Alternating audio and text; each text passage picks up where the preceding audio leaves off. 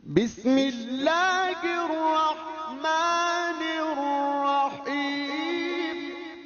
Adab yang kedua ya ikhwah, allati yanfaridu biha anil muhaddis. Adab yang secara khusus hanya ada pada thalibil hadis ya. Jadi adab ini tidak ada kaitan dengan muhaddis ya, khusus untuk para pencari ilmu hadis ataupun ilmu lain. Nah, yang pertama adalah ya, an yas'alallaha ta'ala at-taufiq wat tasdid wat taisir wal i'anah.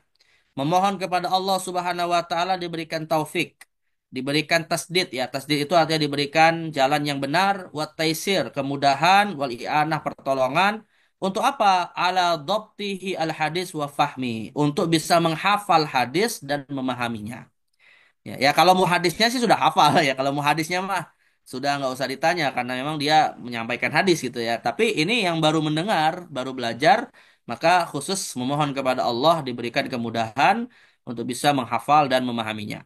Yang kedua, an yansarifa ilaihi bikulliyatih. Ya, hendaknya dia betul-betul memaksimalkan daya upayanya, fokus ya, semua jerih payahnya untuk mendapatkan ilmu tersebut. Wa yufrigu juhdahu fi tahsili dan dia berupaya semampunya untuk bisa mempelajarinya. Makanya dikatakan oleh para ulama, ya, al ilmu apa? Al ilmu yu'ta la ya'ti ya. Jadi ilmu itu didatangi bukan mendatangi. Idza a'taita kullahu a'taita a'taka kullah. Idza a'taita kullaka a'taka kullahu ya. Kalau kemudian kita memberikan semuanya untuk ilmu, maka ilmu akan memberikan semuanya untuk kita. Jadi artinya sejauh mana kuantitas ilmu yang kita ketahui itu tergantung kualitas dan kuantitas apa yang kita upayakan ya. Jadi apa seseorang akan mendapatkan apa yang dia usahakan. Nah, jadi ini apa adab yang kedua. Yang ketiga ya, an yabda abis sama min arjahi syuyukhi baladihi isnadan wa ilman wa dinan. Hendaknya dia mendahulukan ya mendengarkan hadis-hadis itu dari arjah syuyukh ya, dari guru-guru utamanya yang ada di negerinya. Jadi artinya tidak mendahulukan yang jauh gitu ya, datangi dulu yang dekat-dekat. Ini sebagai budaya mendengarkan hadis pada masa salafus soleh terdahulu ya bahwa para ulama itu tidak melakukan perjalanan untuk mencari hadis kecuali sudah selesai mendengarkan hadis dari guru-guru setempatnya ya secara isnad ilmu ataupun mencontoh agamanya. Dan yang keempat ya an yu'azzima syaikhah. Hendaknya dia mengagungkan gurunya ya memuliakan gurunya wa man yasma'a minhu ya dan siapapun yang dia dengarkan ilmunya wa yuwaqqiruh dan dia memuliakannya. Fadzalika min ijlalil ilmi sebagai bentuk dia mengagungkan ilmu. Jadi mengagungkan sang pembawa ilmu sebagai bentuk mengagungkan ilmunya. Wa asbabal intifa dan juga agar mudah mendapatkan manfaat dari ilmu yang dia pelajari ya karena bagaimana kita bisa mudah mendapatkan ilmu dari seorang alim? Ya, kalau kemudian sang alimnya sendiri kita abaikan, kita rendahkan, ya harga dirinya kita campakkan, nah jelas tidak akan bermanfaat ilmu tersebut. Ya. Wa an yataharra ridho dan kita berusaha untuk mendapatkan ridhonya, ya mendapatkan apa dia ridho dari sang guru tersebut. Wa yasbir ala jafaihi law hasal dan kita bisa bersabar atas sikap kerasnya ya atau mungkin dalam kondisi dia apa lagi nggak nyaman nggak senang dengan kita ya kita bersabar dengan apa yang terjadi pada dirinya. Ada yang hafal nggak ya ikhwah ini mungkin di pesantren-pesantren modern ya khususnya itu dulu ada mahfuzat yang sampai hari ini saya masih hafal tuh tentang masalah kesabaran dalam menghadapi guru dan dokter. Pernah dengar nggak hadisnya? Hah? Bukan hadis, mufrodat. Ada yang tahu nggak? Masih hafal nggak? Bukan mufrodat, mahfuzat maksud saya, mahfuzat. Ada yang hafal nggak? Hmm? As-sabru, bukan as-sabru. Gimana mahfuzatnya? Inna, nah, inna lil muallimi wat tabibi Sila kilahuma la yansahani. Lanjut. Idza lam, ah, yukroma fasbir lidaika in jafauta tabiban wa qna' li jahlika in jafauta apa? Muallima. Siapa yang hafal ya, ikhwah? Siapa yang hafal mahfudot ini? Inna lil muallimi wat tabibi kilahuma la yansahani idza lam yukrama fasbir lidaika in jafauta tabiban wa qna' li jahlika in jafauta muallima. Ada yang hafal? Nah, kalian pernah belajar nggak mahfudot ini? Yang dari pesantren mana nih? Pesantren Belum. Belum? Oh, Nggak pernah belajar Mahfudhah ini. belum. Belum. Nah, ini bagus kalau kalian hafal ini ya.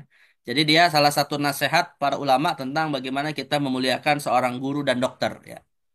Jadi intinya adab kita terhadap mereka ya berharap berusaha mendapatkan ridhonya dan kemudian bersabar dengan sikapnya yang mungkin kasar kepada kita. Baik, kemudian yang berikutnya ini yang berapa tadi ya? Yang tadi ada empat. Yang kelima ya. Kita mungkin cukupkan di sini ya, ikhwah ya.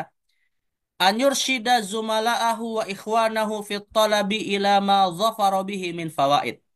Ya, saling tolong menolong ya dengan cara memberikan irsyad, memberikan petunjuk, memberikan nasihat ya kepada rekan-rekannya, kepada sesama pelajar ya untuk bisa mendapatkan ilama dzafara bihi min fawaid, agar bisa mendapatkan banyak faidah.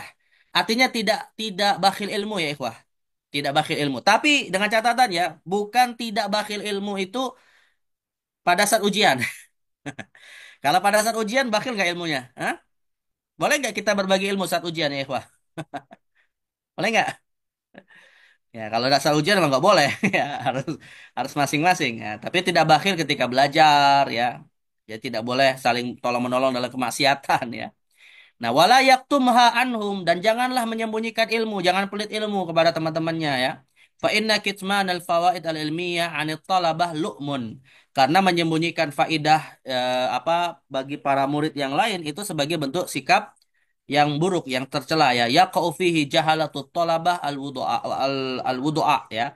Yang itu seringkali terjadi pada para penuntut ilmu yang bodoh terhadap apa manfaat ilmu. Li'annal ghayah min thalabil ilmi nashrih. Ya, karena tujuan dari ilmu itu ya adalah untuk menyebarkannya. Jadi maka sudah dimulai tuh suatu usaha menyebarkan ilmu dari sejak dia mencari ilmu dengan tidak bakhil terhadap teman-temannya. Apalagi nanti ketika sudah menjadi seorang syekh, ya menjadi seorang alim, menjadi seorang guru, maka tidak boleh menyembunyikan.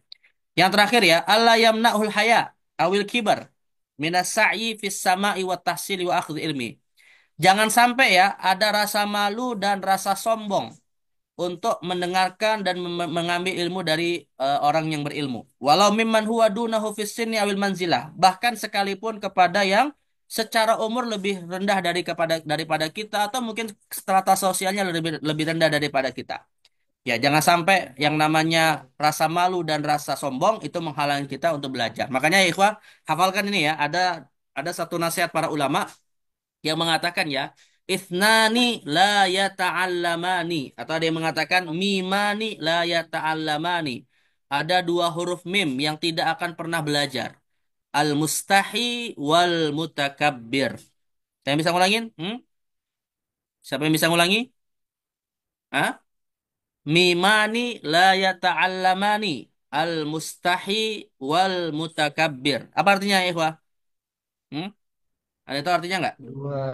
Dua min Ya, dua huruf mim yang tidak akan pernah belajar. tidak akan Ya, kita la yata'allaman. Tidak akan belajar. Belajar. Ya. Mim Tidak yang pertama pernah apa? akan Mim belajar. mim yang pertama Mustahil. Malu. Rasa al-mustahi. malu. Yang apa yang pemalu yang tidak mau bertanya ya. Nah, sesat bertanya apa malu bertanya sesat di jalan. Iya. Ya, al-mustahi. Nah, al-mustahi di awal dengan huruf mim ya. Maka mim yang pertama. Nah, mim yang kedua apa? Takbir. Takbir. Mutakabir, yaitu yang takabur ya, karena takabur tidak akan membuka diri untuk menerima ilmu dari orang lain. Sebab sifat takabur itu kata Nabi SAW, batrul haqqi wa ghamtun nas ya, menolak kebenaran dan merendahkan orang lain. Nah, itu sifat-sifat tercela yang tidak boleh ada pada seorang thalibul ilmi. Bahkan kita hakikatnya ya termasuk saya pribadi nih, tidak ada batasan umur mencari ilmu. Utlubul ilma minal mahdi ilal lahdi, bahwa ilmu itu terus dicari sampai kita meninggal. Maka kalau ada orang ya merasa sudah cukup dia belajar, hakikatnya itu tanda kebodohan. Sebab ilmu tidak ada batasannya. Wa fauqa kulli dzi ilmin alim ya. Karena setiap yang ada apa setiap yang berilmu tetap akan ada yang lebih berilmu pada dirinya ya. Karena ilmu tidak ada batasannya. Maka kita jangan membatasi diri dalam mencari ilmu. Tep ya ikhwas sekalian, nah inilah ya adab-adab bagi muhaddis dan thalibil hadis.